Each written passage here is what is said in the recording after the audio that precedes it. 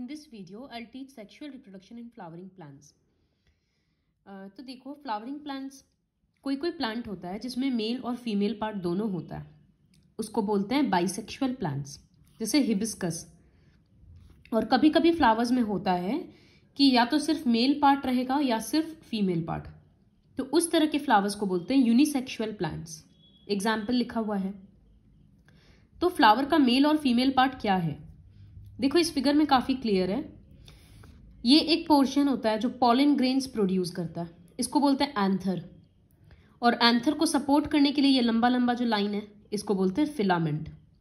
तो anther and filament together are called stamen, और ये एक फ्लावर का मेल पार्ट होता है।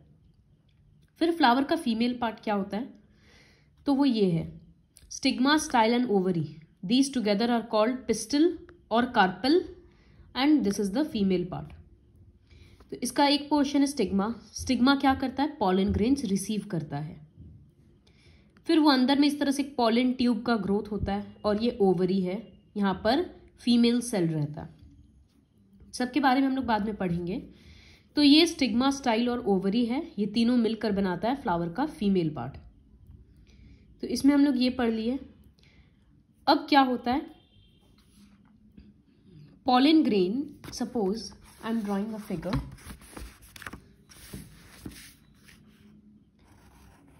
इस तरह से ये एक स्टिग्मा है और ये ओवरी है। अगर एक पॉलन ग्रेन यहां आकर बैठेगा, सपोज बहुत सारा पॉलन ग्रेन इस पे गिरा, तो पॉलन ग्रेन को ओवरी के अंदर का एक पोर्शन होता है ओव्यूल। तो एक्चुअली फीमेल सेल इसके अंदर है, तो ओव्यूल को स्पर्म को यहाँ तक पहुँचना पड़ेगा। ये जो पॉलन ग्रेन के अंदर जो मेल सेल है उसको यहाँ तक पहुँचना पड़ेगा, तभी ना मेल फीमेल फर्टिलाइज होगा।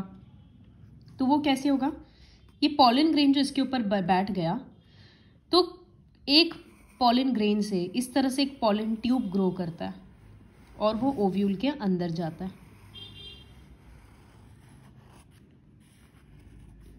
तो इस तरह से जब वो अंदर जा रहा है, अंदर वो एक अपने साथ मेल सेल ले गया उसका, ये सेल है सपोज। अब ये ट्रैवल करके अंदर तक जाएगा, ओव्यूल के अंदर जो फीमेल सेल है वो उसके साथ फ्यूज करेगा, और उस प्रोसेस को बोलते हैं फर्टिलाइजेशन। तो जो ये पॉलन ग्रेन आ रहा है, ये कहाँ से आ रहा है, तो कभी कभी क्या होता है इस तरह से, जैसे हिबिस्कस फ्लावर में देखे ना कि एंथर है, तो हो सकता है इसी एंथर का पॉलन ग्रेन इस पे गिर जाए, तो इसको बोलते हैं सेल्फ पॉलिनेशन। पॉलिनेशन मतलब ये तो क्लास 4-5 में ही पढ़ा हुआ है, transfer of pollen grains from anther to stigma is called pollination. तो सेल्फ पॉलिनेशन कब होता है, अगर सेम फ्लावर का पॉलन ग्रेन्स उसी के स्टिग्मा पर जाकर गिरता है तो। और क्रॉस पॉलिनेशन कब होता है, अगर किसी और फ्लावर का पॉलन ग्रेन्स किसी दूसरे फ्लावर के स्टिग्मा में आकर गिरे। कैसे गिरेगा, हो सकता है कोई इंसेक्ट एक फ्लावर पे बैठा तो उसके बॉडी पे पॉलन ग्रेन्स स्टिक हो गया, अब वो इस फ्लावर पे आकर बैठ रहा है तो पॉलन ग्रेन्स ट्रांसफर हो गया। विंड से होता है, बहुत अलग अलग चीज़ों से होता है, ह्यूमन बींग्स के थ्रू होता है। So this is about self pollination and cross pollination. और यहाँ लिखा है, देखो, after pollen lands on a suitable stigma, it has to reach the female germ cell. तो for this a tube grows out of the pollen grains and travels through the ovary. Fertilisation हो गया, तो fertilisation के बाद क्या बना, zygote. फिर ये जाइगोट बहुत बार डिवाइड होगा और एम्ब्रियो बनेगा। अब है बहुत इंपॉर्टेंट है कि फिर जब फर्टिलाइजेशन हो जाता है उसके बाद प्लांट में क्या क्या चेंजेस आता है। सो ये जो ओव्यूल है ना, ओव्यूल सीड बन जाता है। इसके अंदर क्या रहता है, एक एम्ब्रियो, जो एक्चुअली में एक बेबी प्लांट है, मतलब यही बड़ा होकर एक प्लांट बनेगा।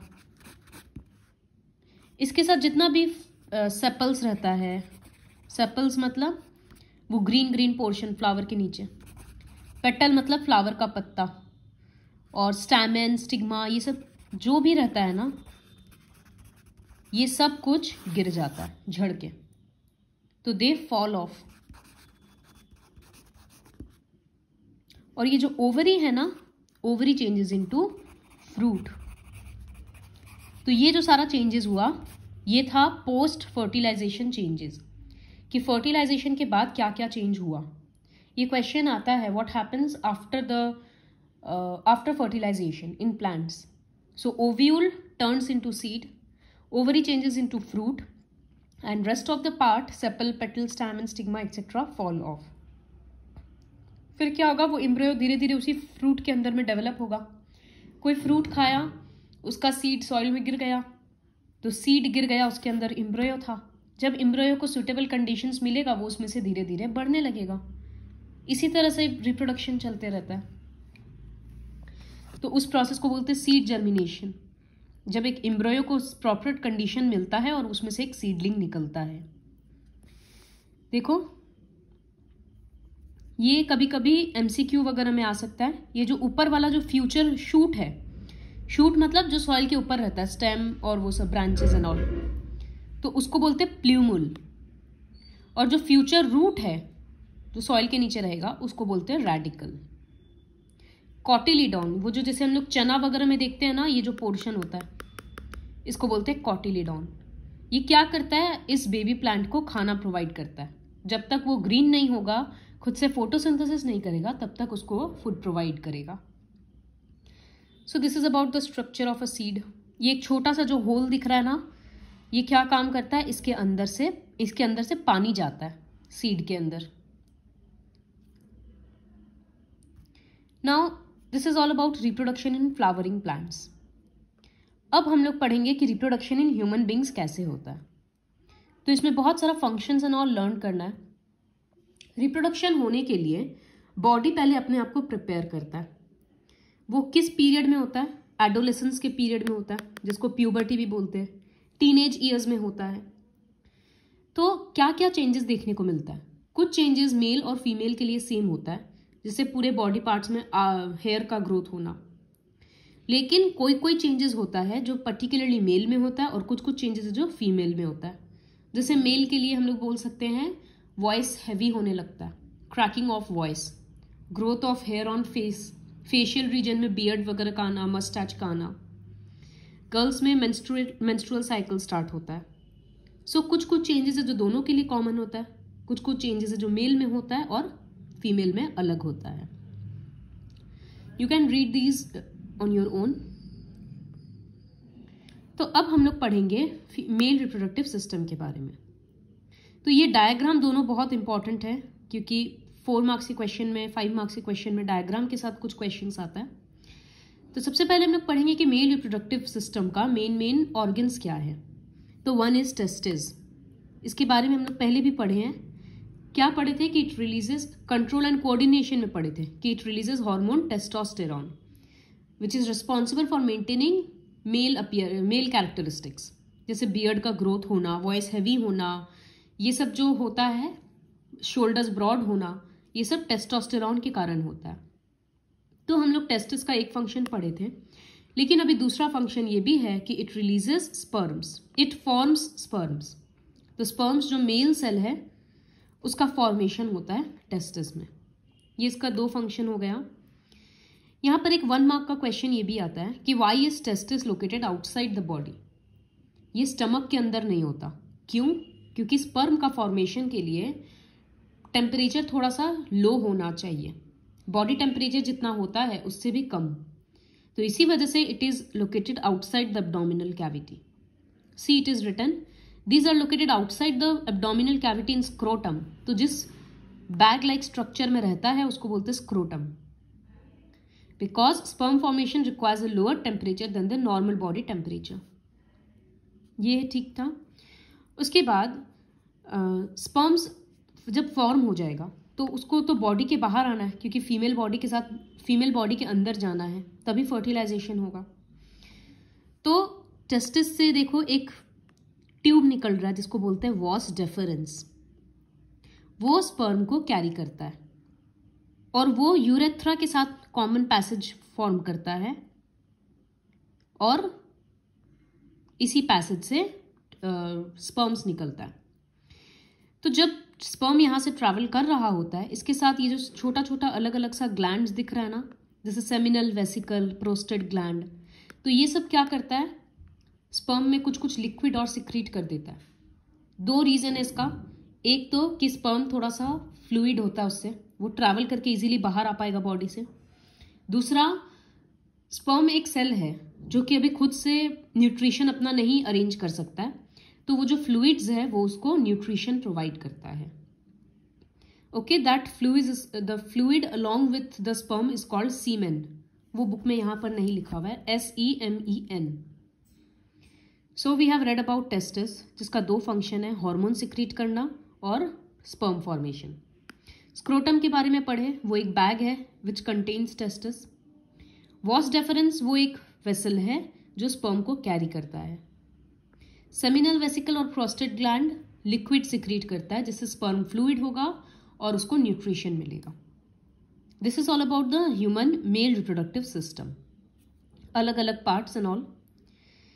अब फीमेल रिप्रोडक्टिव सिस्टम।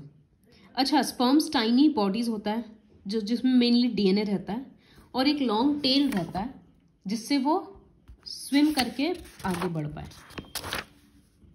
इस तरह का। तो ये टेल उसको स्विम करने में हेल्प करता है। और यहाँ पर मोस्टली DNA रहता है। Sperm together with the fluid is called semen. Now female reproductive system. तो फीमेल रिप्रोडक्टिव सिस्टम का डायग्राम तो इजी है। There are 2 ovaries as you can see. Ovary का भी फंक्शन हम लोग कंट्रोल एंड कोऑर्डिनेशन में पढ़े थे। इट रिलीजेस हार्मोन एस्ट्रोजन जो फीमेल कैरेक्टरिस्टिक्स के लिए रिस्पॉन्सिबल होता है, लेकिन इसके साथ साथ इसका फंक्शन है to produce female germ cells और female reproductive cells also known as eggs. वो हो गया उसका फंक्शन। दिस इज ओविडक्ट और फैलोपियन ट्यूब। तो जब स्पर्म इस तरह से सर्विक्स के थ्रू एंटर करता है, वो फीमेल सेल के साथ यहाँ कहीं नहीं मिलता, वो ओविडक्ट में मिलता है। तो ओवरी जो एग रिलीज कर रहा है वो ओविडक्ट के थ्रू जा रहा है, और अगर स्पर्म एंटर हुआ तो वो यहीं पर फ्यूज होगा और फर्टिलाइज करेगा। So we can say that oviduct और fallopian tube is the site for fertilization. ये भी 1 मार्क का क्वेश्चन आता है। जब वो फर्टिलाइज हो जाएगा उसके बाद वो जाइगोट बनाएगा। अब हम लोगों को इतना तो पता है कि एक बेबी का फॉर्मेशन में 9 मंथ्स लगता है, तो अब वो 9 मंथ्स में वो जाइगोट एम्ब्रियो बनेगा, फिर वो धीरे धीरे और डेवलप होते जाएगा। तो उसको एक प्लेस चाहिए ना रहने के लिए, तो दैट प्लेस इज यूट्रस। तो वो जाइगोट एम्ब्रियो बनेगा और वो यूट्रस में आकर अटैच हो जाएगा। वहां पर वो 9 मंथ्स तक डेवलप होते रहेगा और फिर फाइनली बाहर आता है। तो यूट्रस में ऐसा स्पेशल क्या है कि वो एक एम्ब्रियो को अपने पास रख सकता है। तो यूट्रस का जो वॉल्स है वो धीरे धीरे अपने आप को और थिक बनाते जाता है, मतलब blood vessels line by line उसके ऊपर लगते जाता है ताकि वो स्पंजी हो जाए, और जितना ब्लड वेसल्स रहेगा उतना एम्ब्रियो को नरिशमेंट मिलेगा। तो every month uterus prepares itself to receive a fertilised egg. देखो, when a girl is born, the ovaries already contain thousands of immature eggs. Already girl के पास thousands of immature eggs है ovary में, but puberty के बाद धीरे धीरे एक एक करके एग मैच्योर होने लगता है, and every month 1 egg is released by one of the ovaries. किसी भी एक ओवरी से एक एग रिलीज होता है। फिर ये ओवरी वुम्ब तक, ये एग जो है वो ओवरी से लेकर वुम्ब तक पहुंचता है, वुम्ब मतलब uterus, through a thin oviduct. ये देखो, 2 oviducts unite into a bag-like structure called uterus. तो जब sperm enter through the vaginal passage during sexual intercourse, अगर sperm travel करके oviduct तक पहुंचता है तो वहां fertilization होगा। fertilization होने के बाद the fertilized egg मतलब zygote gets implanted in the lining of the uterus and starts dividing. वो सेल डिवाइड होते जाएगा। उसको न्यूट्रिशन चाहिए, तो न्यूट्रिशन कहाँ से मिल रहा है? मदर से मिल रहा है। इसी वजह से प्रेगनेंसी में ज़्यादा हेल्दी फूड और ज़्यादा न्यूट्रिशन लेना चाहिए, बिकॉज 2 बॉडी वहाँ से न्यूट्रिशन डिराइव कर रहा है, एक मदर इटसेल्फ एंड एक वो एम्ब्रियो। तो mother's body is designed to undertake the development of the child. इसी वजह से यूट्रस अपने आप को हर मंथ प्रिपेयर करता है कि एक एम्ब्रियो को नरिश करना है, तो इसके वजह से वो क्या करता है, लाइनिंग्स अंदर का थिक करते जाता है, बहुत ब्लड वेसल्स वगैरह उसमें आकर लग जाता है। तो embryo gets nutrition from the mother's blood with the help of a special tissue called placenta. Placenta एक डिस्क के जैसा स्ट्रक्चर होता है जो यूटेरिन वॉल में एम्बेडेड होता है। तो बेबी के साइड में क्या रहता है, इस तरह से वो एक डिस्क के टाइप का स्ट्रक्चर है, 3D है। इस साइड में विली रहता है और इस साइड में ब्लड स्पेसेस, मतलब विली के बीच में ब्लड रहता है। तो ये इधर से पार होता है और इधर जो चाइल्ड है, एम्ब्रियो है, उसको न्यूट्रिशन मिलता है। इसी तरह से एम्ब्रियो एक लिविंग सेल है ना, लिविंग सेल्स का क्लस्टर है, एक लिविंग बीइंग है, तो वो वेस्ट प्रोडक्ट प्रोड्यूस करेगा और वो वेस्ट प्रोडक्ट को रिमूव करना है, तो वो भी मदर के थ्रू ही होता है। वो सब यहाँ लिखा है। The developing embryo will also generate waste substances which can be removed by transferring them into mother's blood through the placenta. ये सब डेवलपमेंट में 9 months लगता है। Child is born as a result of rhythmic contraction of the muscles in the uterus. जब complete development हो जाता है तो ये यूट्रस सिग्नल्स भेजता है, हॉर्मोन्स रिलीज होता है जिसकी वजह से ये कॉन्ट्रैक्ट करता है and the baby is finally pushed out. और अगर ये कॉन्ट्रैक्शन वगैरह ठीक से नहीं हो पाता है या कॉन्ट्रैक्शन स्ट्रांग नहीं होता है तो फिर ऑपरेट करके निकालना पड़ता है।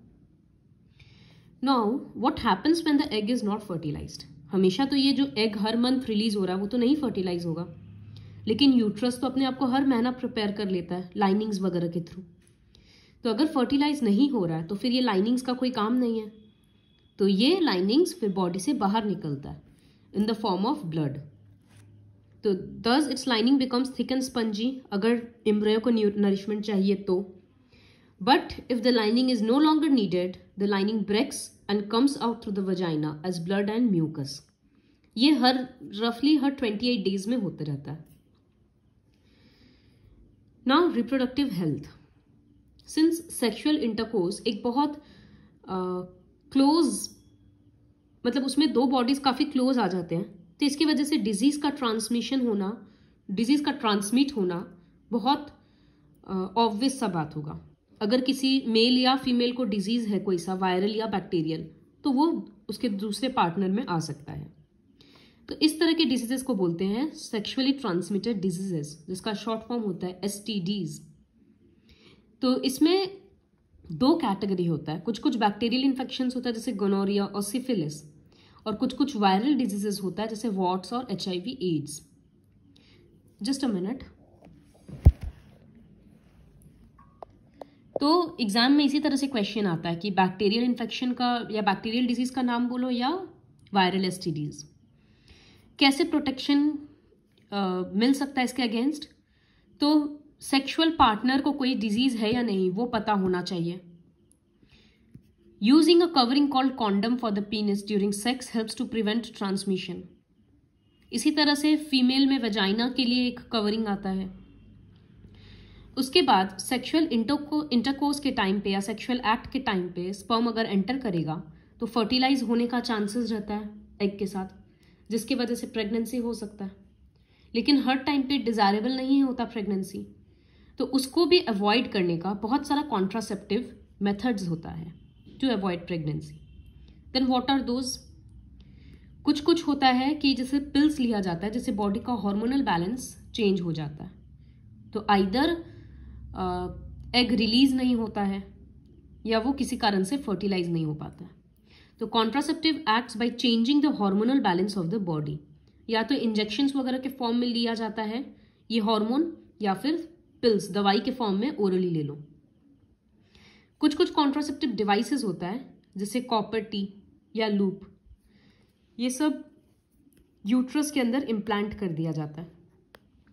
तो इससे क्या होगा कि अगर फर्टिलाइजेशन हो भी गया तो जाइगोट या फिर एम्ब्रियो यूट्रस में आकर इम्प्लांट नहीं हो पाएगा, अटैच नहीं हो पाएगा, तो इसको डेवलपमेंट का जगह नहीं मिलेगा। तो उस तरह से डिवाइसेस यूज किया जाता है। फिर एक होता है सर्जिकल मेथड्स। सर्जरी से वॉस डेफरेंस को कट करके फिर टाई कर दिया जाता है, तो उसमें एक गांठ लग गया, नॉट बंध गया, जिसकी वजह से स्पर्म रिलीज ही नहीं होगा। या फिर फैलोपियन ट्यूब को कट करके टाई कर दिया जाता है, तो क्या होगा कि ओवरी से एग ही नहीं रिलीज कर पाएगा, एग रिलीज होकर वो पहुंच नहीं पाएगा क्योंकि हर जगह एक गांठ लग जा रहा है ना। तो ये जो सर्जिकल मेथड्स है ये सब परमानेंट मेथड्स है, तो ये सब बहुत सोच समझ के लोग कराते हैं। और ये जो कॉपर टी वगैरह है ये सब 4 to 5 years के लिए होता है। Any time if a couple wants to get pregnant तो ये कॉपर टी रिमूव कराया जा सकता है। पिल्स वगैरह भी वही है कि जब चाहे उसको बंद कर सकते हैं डॉक्टर से कंसल्ट करके। तो ये सब टेम्पररी मेथड्स है। फिर मेथड्स होता है कॉन्डम्स वगैरह यूज करना जिससे फर्टिलाइजेशन ना हो पाए। अबॉर्शन इंडिया में ऐसे तो इलीगल है, लेकिन except for certain medical conditions जहां पर फर्दर प्रेगनेंसी रहने से या तो चाइल्ड को या मदर को कुछ प्रॉब्लम हो जाएगा, उस केसेस को छोड़कर अबॉर्शन इंडिया में इलीगल है। क्यों? क्योंकि लोग क्या करते हैं कि अगर पता चल जाता है कि फीमेल चाइल्ड है तो फिर अबॉर्ट करवाते हैं, वो फोर्सफुली बहुत मदर का करवाया जाता है अबॉर्शन। तो इन सब को रोकने के लिए अबॉर्शन इंडिया में इलीगल है। और सेक्स डिटर्मिनेशन टेस्ट वगैरह भी इलीगल है। जैसे फॉरेन कंट्रीज में मेल है या फीमेल ये पहले ही बता दिया जाता है अल्ट्रासाउंड के टाइम पे, लेकिन इंडिया में ऐसा नहीं होता है। So this is all about the reproduction in human beings and in flowering plants.